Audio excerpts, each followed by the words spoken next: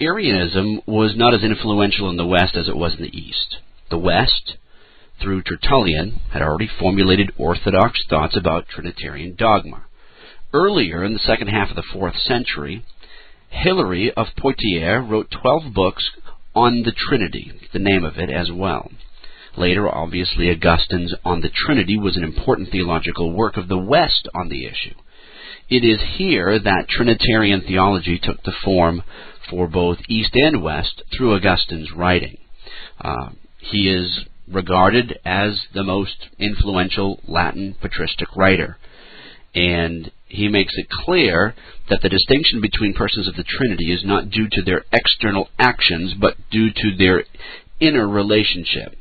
Because our vocabulary limits the way we understand the Trinity, it is impossible for us to comprehend in its entirety the manner in which the Trinity works. Only God can rightly interpret himself completely.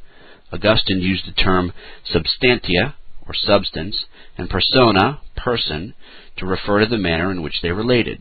3 personas and 1 substantia.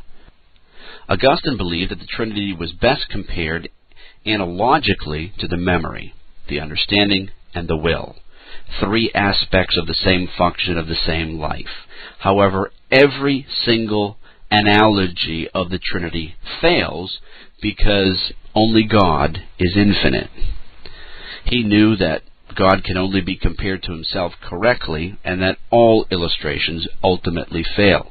Analogy, however, is the only way by which Augustine believed men could understand, or rather apprehend, part of the Trinitarian doctrines. This Reformation audio track is a production of Stillwater's Revival Books. SWRB makes thousands of classic Reformation resources available, free and for sale, in audio, video, and printed formats. Our many free resources, as well as our complete mail-order catalog, containing thousands of classic and contemporary Puritan and Reformed books, tapes, and videos at great discounts, is on the web at www.swrb.com. We can also be reached by email at swrb@swrb.com, by phone at 780-450-3730, by fax at 780-468-1096, or by mail at 4710-37A Avenue, Edmonton, that's Edmonton, Alberta, abbreviated capital A, capital B, Canada, T6L3T5. You may also request a free printed catalog. And remember that John Calvin, in defending the Reformation's regulative principle of worship, or what is sometimes called the scriptural law of worship, commenting on the words of God, which I commanded them not, neither came into my heart, from his commentary on Jeremiah 7:31, writes, God here cuts off from men every occasion for making evasions, since he condemns by this one phrase, I have not commanded them, whatever the Jews devised. There is then no other argument needed to condemn superstitions than that they are not commanded by God.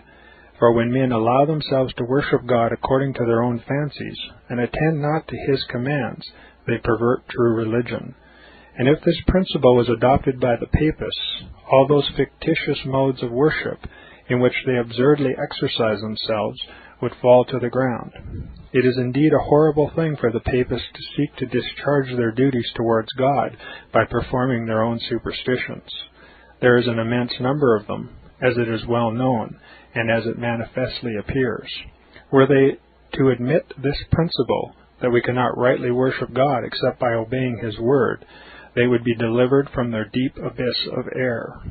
The prophet's words, then, are very important, when he says that God had commanded no such thing, and that it never came to his mind, as though he had said that men assume too much wisdom when they devise what he never required, nay, what he never knew.